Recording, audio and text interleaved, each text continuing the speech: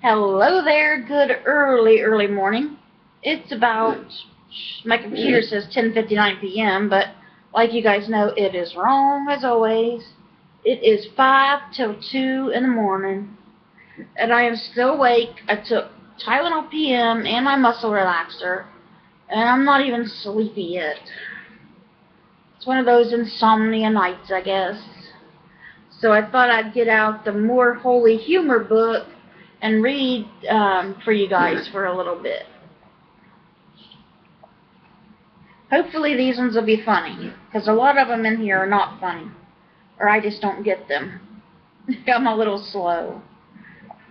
Alright, let's begin. One Sunday in church, a little boy took off his tie and put it into the offering plate. "What are you doing?" asked his mother. "What the minister said," answered the little boy. "He told us to give our tithes and offerings." Now that was cute. And that was Timothy Rowland in Gillette, New Jersey. A pastor asked a youngster, "Johnny, do you know where little boys go if they don't put their money in the collection plate?" "Yes, pastor," the boy answered. "They go to the movies." Oh, and that was by George Goldtrap from Madison, Tennessee. After church on Sunday, pastor's 5-year-old daughter asked him, "Why do people put their money in collection plates?" The pastor explained that everything we have comes from God, and that what people give is returning some of it to God. "Well," she replied after a thoughtful silence, "if God needs more, why doesn't he just make some more?" You never know what kids are going to say, that's for sure. And that was by Jim Johnson from Abilene, Texas.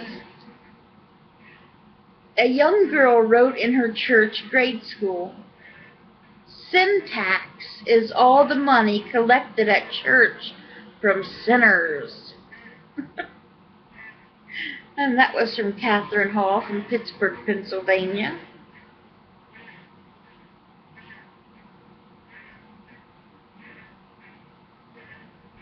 And from Joseph P. Dooley from St. Roscoe's Church, Martins Creek, Pennsylvania, we have this: "I think that I shall never see a church that's all it ought to be, a church whose members never stray beyond the straight and narrow way, a church that has no empty pews, whose people all pay their dues, a church whose members always sing and flock to church when bells ring.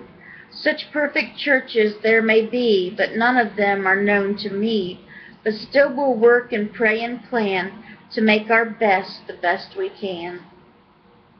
No, I really like that. I love poems, especially when they rhyme. I love that was awesome. And now we're going to get into stewardship one-liners. And these are true because it says who says them. So let's see what the first one is. "When it comes to giving, some folks stop at nothing." Mary Ann Herman from El Paso, Texas. "If one first gives himself to the Lord, all other giving is easy." By Robert E. Harris from Asheville, North Carolina. "The smart charitable person gives till it hurts, except for advice." By Mary Ann Herman of El Paso, Texas. "If you let God take the foremost, you won't have to worry about the devil taking the hindmost." And that doesn't say who it's from. "Americans spend 15 times more money gambling than they donate to churches." And I believe that to be true. and that is by Reverend Denny J. Brake from Raleigh, North Carolina.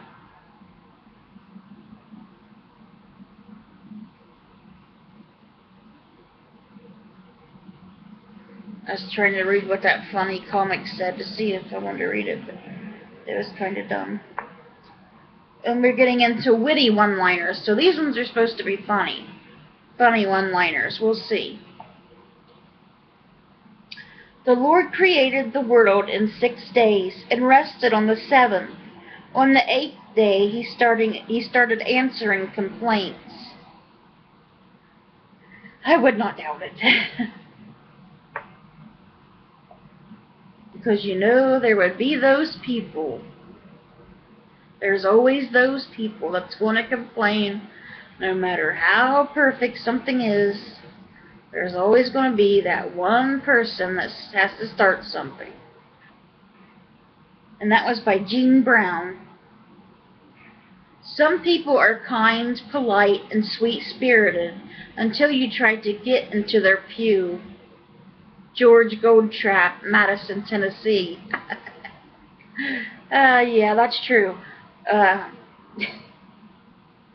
People, some churches you go to, people's like got their spot, like certain spots they set in all the time, like it's got their name on it. And it's the same way when you go to bingo. Oh my gosh. I had a woman run me out of her chair in bingo because she said I was sitting in her seat, because that's where she always sits. People are crazy, man. I tell you.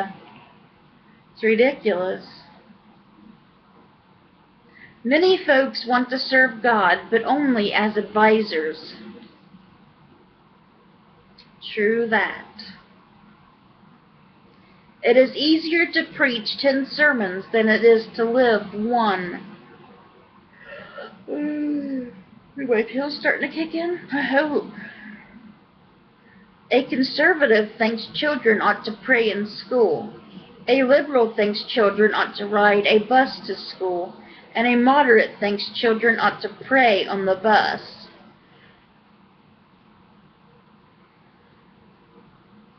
The good Lord didn't create anything without a purpose, but the fly comes close. Mark Twain. A Bible that is falling apart probably belongs to someone who isn't. By Reverend Christian Johnson from Milton, Florida. Most of us spend the first 6 days of each week sowing wild oats. Then we go to church on Sunday and pray for a crop failure. By Fred Allen. Do you know the 3 times the most people are in church? When they are hatched, matched, and dispatched. By Lowell B. Yoder of Holland, Ohio. When you get to your wit's end, you'll find God lives there. Elizabeth Yates. Let's see how long this video is getting. Make sure I'm not making it too long for you guys. It's over 8 minutes, so I'll read a couple more. I don't want to get it over 10 minutes for you guys. Quit griping about your church. If it was perfect, you couldn't belong. Asked once why so many Christians seem much less than perfect. C.S. Lewis replied, "You should have seen them before they became Christians." People are funny. They want the front of the bus, the middle of the road, and the back of the church. Outside of traffic, there is nothing that has held this country back as much as committees. Americans are so tense and keyed up that it is impossible even to put them to sleep with a sermon. My father used to say, "You must have a terrible conscience if you can't sleep in church." And I just want to talk about that one for a minute, about sitting in the back seat of the church. When I go to church, when I was going to church, we usually always sit in the back. When we go to revivals or church or anything, I don't know why. I mean, aren't those seats just as good as the others? You can still hear the pastor speaking. You're still there. I don't know why people complain about people sitting in the back of the church. It makes no sense to me. Because, you know, a lot of people are already up in the front, so we just sit in the back and, you know, I don't know why it offends some people for people to sit in the back of the church, you know, at least they are there, and they're hearing the word just as the people are sitting in the front pew. So, and the collection plate gets passed to them just as it does the people in the front pew. So I don't understand why the complaint is about that. I never did understand that, but I'm always hearing people making jokes about it or smarting off about it. About, yeah, you go to church, but you sit in the back, you know, when they say it to people like it's something bad, and it just doesn't make sense to me. It makes no sense at all to me. But anyways, guys, I hope you like those stories, or those little one-liners. I think I'm gonna, these videos keep freezing up and, like, sticking on my face, like in a freeze frame, and I was like, stuck like that on there. I'm like, oh my gosh, please start moving. So, anyway, I'm going to let you guys go, and I'll probably try to go to bed here soon, because I am starting to get tired. So, I will see you guys tomorrow with or later today, actually, with the Bible reading and maybe another vlog update. I've already put the Lisa Frank, how to make the Lisa Frank stones on for you guys, so if you're interested in that, go check out that video. I put it on right before this one. So I love you guys, and I hope you guys are all having a nice, good, restful, peaceful sleep. And God willing, I'll see you later on today. Bye, guys.